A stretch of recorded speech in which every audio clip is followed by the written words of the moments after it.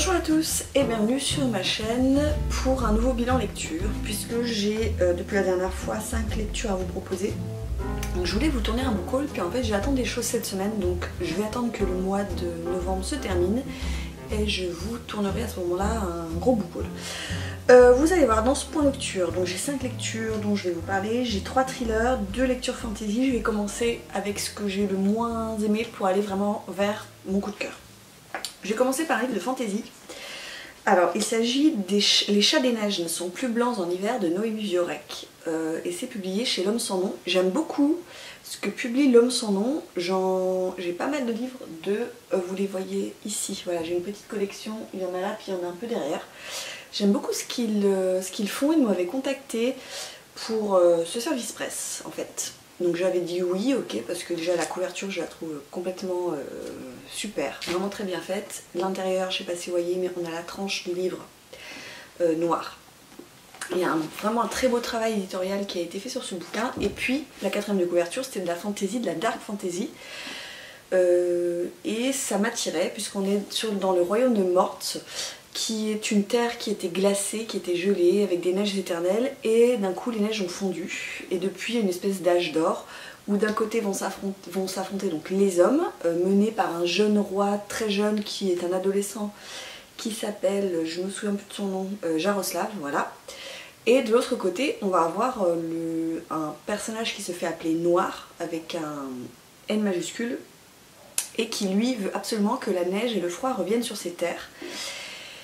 Et donc ça va être un schéma assez classique, l'affrontement du bien contre le mal, à voir quand même que les camps sont assez... Enfin ça reste, c'est pas noir et blanc d'un autre côté, c'est assez gris. Donc sur le fond j'ai beaucoup aimé l'histoire, puisqu'on a une lutte entre les hommes d'un côté, noirs qui mènent des espèces de créatures, alors je sais plus comment est-ce qu'ils s'appellent, c'est parce que j'ai lu il y a un petit moment, les Endus, voilà, les Endus ou les Endous, sont des créatures assez terribles. Il a des hommes avec lui dans son camp, et en fait ils vivent dans des grottes complètement reculées, et eux ils vont faire des petites attaques de villages comme ça pour terroriser les habitants et pour essayer de reprendre le pouvoir. Et ils ont dans son camp, Noir a dans son camp le second, qui est un personnage assez fort, assez mystérieux. Alors pourquoi ça l'a pas fait parce qu'en fait l'écriture de Noémie Viorek est quand même très alambiquée. On a, tout le long du bouquin, nous n'avons que de la description. Alors je n'ai rien contre la description, je me suis tapé les Zola, les Balzac, les Flaubert, tout ce que vous voulez. Je trouvais que la description servait le propos, mais à un moment donné il y avait quand même du dialogue et de l'action. Ici on n'a que de la description tout le long. On nous décrit ce qu'ils font dans les grottes, on nous décrit ce qu'ils font dans le château du roi Jaroslav, et c'est décrit, on décrit les sentiments, on décrit les émotions. Il se passe rien en fait, il se passe pas grand chose. Et alors c'est dommage parce qu'on arrive aux 2 tiers du bouquin, et aux 2 tiers du bouquin, là ça commence, l'action est lancée, et enfin il se passe des trucs vraiment intéressants. D'ailleurs les dernières pages, je les ai bouffées. Mais je vous avoue que les 2 premiers tiers, j'ai vraiment eu du mal. Je me suis même posé la question à un moment donné si j'allais pas abandonner, parce que je trouve que c'était long, que ça démarrait pas. À la 100e page, ça n'avait toujours pas démarré. Et en fait, quand je suis allée voir les avis sur Livre Addict, Babelio, etc., les autres lecteurs ont à peu près le même avis que moi. C'est-à-dire que c'est très très long à démarrer. On a une lecture difficile, avec un style très contemplatif, où il se passe pas grand-chose, avec une autrice qui écrit très bien, c'est pas le problème, elle écrit très bien, mais elle nous perd de temps en temps parce que ses phrases deviennent trop longues et il se passe rien. Donc au bout d'un moment, on s'ennuie. Voilà, donc c'est vraiment dommage parce que j'en attendais beaucoup et au final je suis déçue, et seul le dernier tiers m'a plu. Donc vous le conseillez, non c'est difficile à conseiller, surtout si vous vous lancez dans de la fantasy. C'est de la dark fantasy qui plus est, donc c'est très noir, c'est très sombre. Après voilà, si vous cherchez un livre très contemplatif, voire poétique, peut-être qu'il est fait pour vous, mais sinon passez votre chemin. Alors ensuite, je vais crescendo, j'ai dit, hein, je vais vous parler, donc on va attaquer du thriller, je vais vous parler de Contagion de Lawrence Wright, et c'est publié chez Cherche Midi. Alors ce bouquin, je l'ai lu grâce à une masse critique de Babelio. auquel j'ai répondu positivement et je me suis dit que le thème, la Covid, contagion, j'étais bien dans le thème. Alors, je suis tout à fait d'accord, si vous ne voulez pas lire ce bouquin en ce moment, j'en ai complètement conscience et voilà, je peux le comprendre. Cependant, je trouve que c'est quand même un thriller qui dépote, qui fait le job, et je vais vous en parler maintenant. Donc de quoi ça parle? On est de nos jours, en fait, et on va suivre un personnage qui s'appelle Henry Parsons, voilà, lui il est virologue, épidémiologiste, voilà exactement. Et en fait il est contacté parce que dans un camp au Bangladesh, dans un camp dans lequel d'ailleurs on met des hommes qui sont, donc des homosexuels, on les parque ici, comme ils ne sont pas tolérés par le gouvernement, on les parque. Et en fait on se rend compte que dans ce camp, il y a un virus qui fait des ravages en très peu de temps. Donc il va d'abord se rendre dans ce camp, il est accompagné d'un type en taxi, ils se rendent tous les deux dans ce camp, et en fait il s'aperçoit que c'est une hécatombe, donc il prend des précautions, Henry Parsons, et il s'aperçoit qu'il n'a jamais vu ce virus jusqu'à présent. Et manque de bol, il dit à son taxi de l'attendre, et en fait le taxi ne l'attend pas, il part. Et en fait, Henry Parsons va se rendre compte que ça va être une course contre la montre, puisque ce virus se transmet de manière très rapide, et il va falloir qu'il rattrape donc le taxi, qui en plus a prévu d'aller à la Mecque, faire le Hajj, donc son pèlerinage, où il y a des millions de personnes, donc ça va être une course contre la montre. Henry Parsons va partir du Bangladesh à la Mecque pour essayer de le retrouver, pour mettre en place des choses. Donc on a le point de vue d'Henry Parsons, on a aussi des chapitres qui nous rapprochent, alors très politiques, où on est dans les petits papiers du gouvernement américain avec le président, le vice-président, avec le chef des armées, le plus haut gradé dans les armées, puisqu'ils veulent, alors il se passe des choses au Moyen-Orient, entre l'Iran, l'Irak, ils se posent la question s'il faut intervenir, etc. On va suivre également la femme d'Henry Parsons qui est avec ses 2 enfants, ils habitent, alors je sais plus où ils habitent, à Atlanta. Je suis pas sûre de moi, je me rappelle plus. Et en fait, on se rend compte que cette épidémie va se transformer en pandémie et ça va être le chaos total sur la planète. Alors, ce qui est à la fois drôle et effrayant, c'est qu'on a plein de choses qui rappellent ce qu'on est en train de vivre en ce moment. Donc on commence par confiner les gens, par les tester.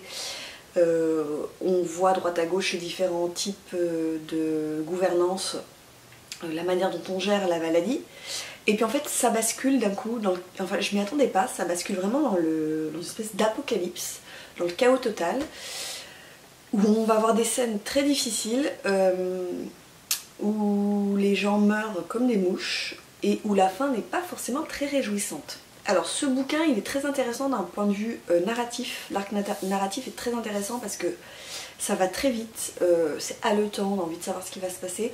Après je vous cache pas que moi j'ai eu un petit problème d'attachement au personnage, j'ai pas été proche d'eux. Bon, en même temps c'était un peu compliqué parce que ça va à 100 à l'heure, on passe toujours d'un chapitre à l'autre. Les chapitres qui concernent la politique américaine, ouais ça m'a un peu barbé, même si je voyais où voulait en venir l'auteur. Après c'est efficace, ça fait le job, donc ça change aussi un peu parce que c'est un thriller qu'on peut qualifier de médical, donc c'était sympathique à lire. Je vais vous parler à présent, je vais vous parler de celui-ci. Alors, L'illusion de Maxime Chatham, publié chez Albin Michel, donc c'est la nouveauté Maxime Chatham de cette année. Il me semble que ça fait plusieurs années qu'il en publie un tous les ans, me semble-t-il. Alors celui-ci, donc on est dans un thriller. On va rejoindre donc Hugo qui a la quarantaine, qui vient de se faire larguer par sa copine, ça fait 7 ans qu'ils étaient ensemble, il a vraiment du mal à reprendre le dessus. Et en fait il déprime un peu. Et au hasard sur un forum, il trouve une petite annonce pour devenir homme à tout faire dans une petite station de ski qui s'appelle Valkarios. Pour y aller l'été, pendant les 5 mois où il n'y a pas de touristes, donc c'est fermé aux touristes, il y a seulement les gens qui entretiennent la station.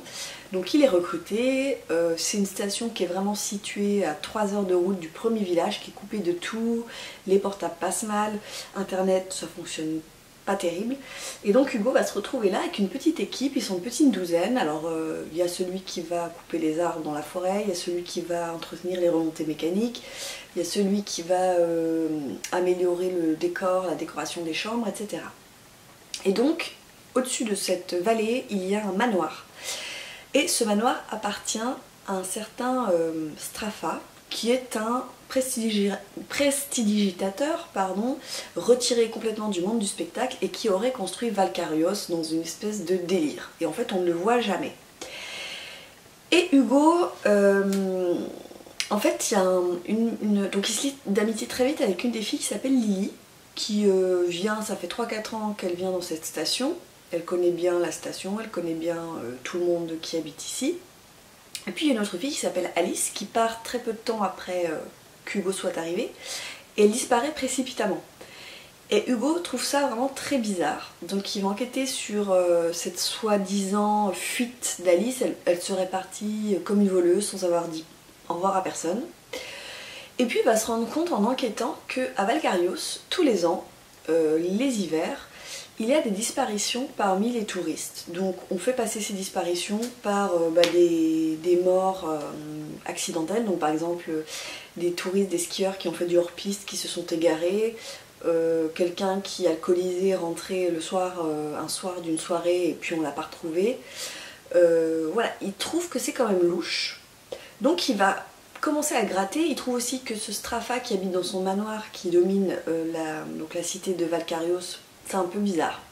On va être dans un thriller où on va basculer vraiment dans une enquête pure et dure, et c'est Hugo qui va mener cette enquête. Alors, je vous en dirai pas plus. Il y a beaucoup bien sûr de références à Shining de Stephen King, et là où je trouve que Maxime Chatham est très intelligent, c'est qu'il assume complètement, et il y a beaucoup de références dans son livre à Shining, des références qui sont assumées, où vraiment même Hugo parle de Shining, où il se dit qu'il va être dans cette station de ski, ça lui fait penser tout de suite au père de famille dans Shining. Ça c'est bien vu. Le côté horrifique, vous pouvez y aller, moi j'ai pas du tout eu peur, mais vraiment, il y a quelques scènes, mais j'ai pas eu peur, moi ça m'a pas du tout fait flipper, rien du tout. Par contre, ouais, c'est du très bon thriller, et je vous avoue que la fin, je m'y attendais pas. Je m'y attendais pas. Alors il y a tout un jeu autour, forcément, du titre, l'illusionniste, qui fait référence à Strafa, qui est le prestidigitateur, donc toute une réflexion autour de l'illusion, qu'est-ce que l'illusion des apparences, etc. Donc ça c'est intéressant. La fin, elle est en accord avec le récit, avec le bouquin. J'ai pas non plus été sur le cul, je trouve que c'était quand même bien trouvé, et que pour une fois ils sont... Enfin, c'est pas que pour une fois ils s'en sortaient bien, mais il fait un peu un pied de nez au lecteur à la fin par rapport au héros, et j'ai trouvé que c'était plutôt bien vu de sa part. Donc, on n'est pas dans du thriller horrifique, on est dans du pur thriller, une enquête. Ça marche bien, ça fonctionne, il y a du suspense. Donc si ça vous dit, vous pouvez y aller, vous ne serez pas déçus. Ensuite, je suis encore avec mon dernier thriller, donc il s'agit de Lire les morts de Jacob Ross, qui est publié chez Sonatine Éditions. Alors ici, attention, c'est un livre que j'ai beaucoup apprécié mais qui ne conviendra pas à tout le monde. Je vais vous faire le pitch en quelques mots. On est d'abord dans les Caraïbes, dans les îles de Grenade. Je sais pas si on dit la Grenadine ou les îles Grenade, bref. Dans ces îles-là, donc déjà moi c'était vraiment un bouquin, la topologie, les lieux, j'avais jamais lu un thriller qui se déroulait dans ces conditions. Et on va suivre, alors c'est pareil, j'ai un problème avec les prénoms, Michael Dixon, dit Digger, il se fait appeler Digger, qui est un jeune homme qui a une vingtaine d'années, qui est tout seul en fait sur son île, qui est un peu coupé, il a plus sa mère, son père c'est un peu compliqué. Et en fait, un jour, il assiste au lynchage d'un jeune collégien par un groupe de jeunes. Le collégien meurt sur le coup. Digger va être sur les lieux pour essayer de porter assistance au jeune homme. Les flics arrivent, bien sûr, ils le voient, ils l'interpellent. Et en fait, le commissaire de police, qui s'appelle Chillman, va se rendre compte que Digger n'a rien à voir avec cette affaire. Il va convoquer une vingtaine de jeunes avec des capuches et il va dire à Digger, est-ce que tu es capable de reconnaître les hommes qui ont agressé le jeune collégien. Et donc Digger, formidablement, va repérer les 8 agresseurs qui ont tué le petit garçon. Et donc en fait Chillman se dit que ce mec là, d'une vingtaine d'années, qui a l'air de rien branler dans sa vie, il est pas mauvais. Et donc en fait il va lui proposer un poste dans la police. Alors il va pas vraiment lui laisser le choix. Et donc Digger va intégrer la police, Chillman va le former, il va d'ailleurs l'envoyer en Angleterre pour qu'il fasse ses armes. Et le but de Chillman, c'est de constituer une petite équipe d'agents, 3-4 agents ultra performants avec des méthodes un peu différentes. Et en fait, on va suivre... Alors c'est pas vraiment... En fait, en toile de fond, vous avez Chillman qui va charger Digger de retrouver un cold case, en fait, donc un cold case, pour ceux qui ne savent pas ce que c'est une affaire qui n'a jamais été... je vais pas y arriver. Une affaire qui n'a jamais été résolue et qu'on réouvre des années après. C'est la disparition et sans doute la mort d'un jeune homme sur l'île qui s'appelle Nathan. Et Chillman va demander à Digger de faire toute la lumière sur cette disparition. Donc en toile de fond, si vous voulez, vous avez le fil, c'est conducteur, c'est la disparition de Nathan, où Digger va essayer d'enquêter là-dessus, va réouvrir. On va avoir affaire à une espèce d'église évangéliste un peu étrange. Les affaires sont pas hyper passionnantes. Vous n'êtes pas sur le cul parce que vous dites oh là là, qui a tué Nathan, qui a tué Bidule, c'est pas ça. Mais par contre, il y a toute une ambiance. On est dans les îles de Caraïbes. On a vraiment une ambiance très spéciale où je trouve que l'auteur nous fait particulièrement rentrer dans son monde, dans sa culture. Et si vous devez le lire, c'est plutôt par rapport à ça. Moi, j'avais jamais lu de bouquins qui se passaient sur ces îles-là. J'avais jamais lu de bouquins avec ce style. Il faut dire que Jacob Ross est poète à la base, donc ça se ressent. Ce qui est très intéressant, c'est au niveau de la langue. Il joue beaucoup sur la langue. Il emploie en fait le créole de son île natale. Alors il y a un gros boulot de la part du traducteur que je salue ici, qui s'appelle Fabrice Pointeau, qui explique dans le prologue que pour traduire, parce que forcément au départ c'est du créole anglais, il s'est servi du créole de la Martinique et de la Guadeloupe pour essayer de recréer cette musique à l'oreille, et ça marche particulièrement bien. Et si vous êtes attiré par cette culture, par cette façon de parler, par ces îles, ce bouquin peut vraiment le faire. Après, c'est passionnant la façon dont il enquête, parce qu'en fait Digger, c'est quelqu'un qui observe beaucoup, un peu à la manière de Sherlock Holmes. Je ne sais pas si vous avez lu les Sherlock Holmes, mais en fait Sherlock Holmes explique tout de manière empirique, c'est-à-dire qu'il a remarqué telle chose, il fait le lien, et en fait il arrive à tout expliquer de manière scientifique, empirique, et ici c'est exactement de cette façon-là.